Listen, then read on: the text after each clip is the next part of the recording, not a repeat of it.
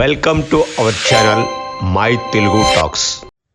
ప్రతిఫలం ఆశించకుండా తమ కర్తవ్యం తాము నిర్వహిస్తే విజయం దానంతట అదే వరిస్తుందని ఒక సామెత ఉంది. కానీ ఎల్కే అద్వానీ గారి విషయంలో ఆ లెక్క తప్పినట్టుంది. 1980లో వాజ్పేయి గారు మరియు ఎల్కే అద్వానీ గారు కలిసి భారతీయ జనతా పార్టీని స్థాపించడం జరిగింది.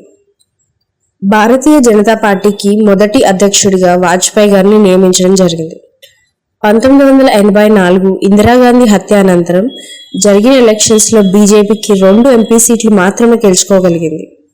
అందులో ఒకటి ఉమ్మడి ఆంధ్రప్రదేశ్లోని హన్మకొండ నియోజకవర్గం నుంచి చందుపట్ల జంగారెడ్డి గారు గాక రెండవది గుజరాత్లోని మొహన్సా నియోజకవర్గం ఏకే పటేల్ గారు గెలుపొందారు.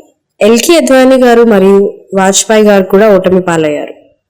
1989లో జరిగే ఎలక్షన్స్ లో బీజేపీ పార్టీ 88 సీట్లను గెలుచుకుంది.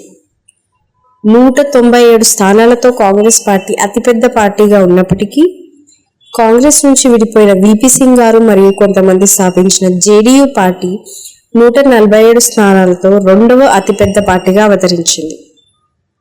బీజేపీ జేడీయూ పార్టీకి మద్దతు ఇవ్వడం వలన మొట్టమొదటిసారిగా సంకీర్ణ ప్రభుత్వం కేంద్రంలో ఏర్పడింది. 1990లో అద్వానీ గారు చేపట్టిన 3000 కిలోమీటర్ల రథయాత్రతో బీజేపీకి ప్రాణం పోశారు.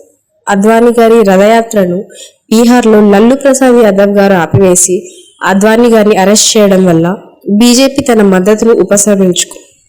ఆ తర్వాత జరిగిన పరిణామాలతో జనతాదళ్ ప్రభుత్వం పడిపోయింది. ఆ తర్వాత జరిగిన 1996 ఎలక్షన్స్ లో బీజేపీకి 161 సీట్లతో అతిపెద్ద పార్టీగా అవతరించింది. ప్రభుత్వం ఫామ్ చేయడానికి కావలసిన మెజారిటీ రాకపోవడం వల్ల మిత్రపక్షాలను కలుపుకొని సంకీర్ణ ప్రభుత్వం ఏర్పాటు చేయవలసిన పరిస్థితి ఏర్పడింది.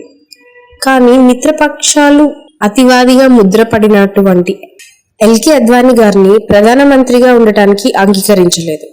ఆ క్రమంలో వాజ్పేయి గారిని బీజేపీ పార్టీ ప్రధానమంత్రి అభ్యర్థిగా చేయడం జరిగింది. ఆ విధంగా తనకు వచ్చిన అవకాశాన్ని చేజార్చుకున్నారు.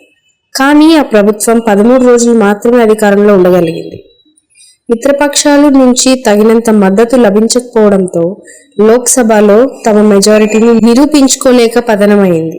ఆ తర్వాత 1998లో జరిగిన ఎలక్షన్స్ లో బీజేపీ పార్టీ ఈసారి 182 సీట్లు తెచ్చుకొని మళ్ళీ అతి పెద్ద పార్టీగా అవతరించింది.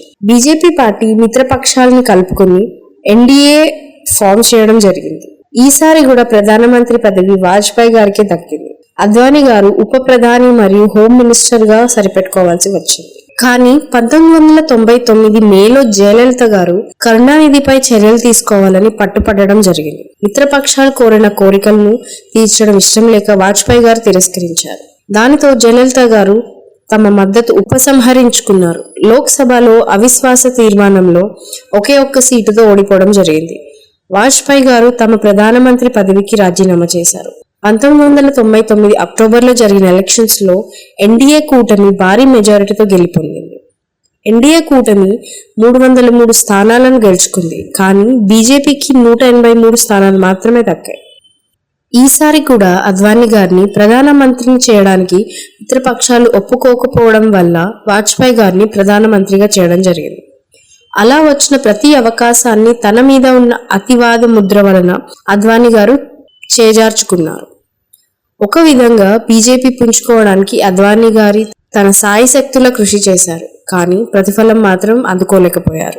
ఆ తర్వాత జరిగే ఎలక్షన్స్ లో 2004 మరియు 2009 ఎలక్షన్స్ లో కాంగ్రెస్ పార్టీ పూర్తి మెజారిటీతో ప్రభుత్వాన్ని ఏర్పాటు చేయడం జరిగింది. మన్మోహన్ సింగ్ గారిని ప్రధానమంత్రిగా నియమించడం జరిగింది. అద్వానీ గారు తమ మీద ఉన్న అతివాద ముద్రను చెరుపుకునే ప్రయత్నంలో భాగంగా 2005లో పాకిస్తాన్ పర్యటనకు వెళ్ళినప్పుడు కరాచీలోని జిన్నా సమాధిని సందర్శించి విజిటర్స్ బుక్ లో జిన్నాను కొనియాడుతూ ప్రోటోకాల్ ప్రకారం తన సందేశాన్ని రాశారు. There are many people who leave an inerasable stamp on history but there are very few who actually create history. Quaid e Azam Muhammad Ali Jinnah was one such rare individual అని రాయటం జరిగింది. అది అద్వానీ గారి ప్రతిష్టను మరింత డ్యామేజ్ చేసింది. ప్రోటోకాల్లో భాగంగా తను చేసిన పని విమర్శలకు దారితీసింది.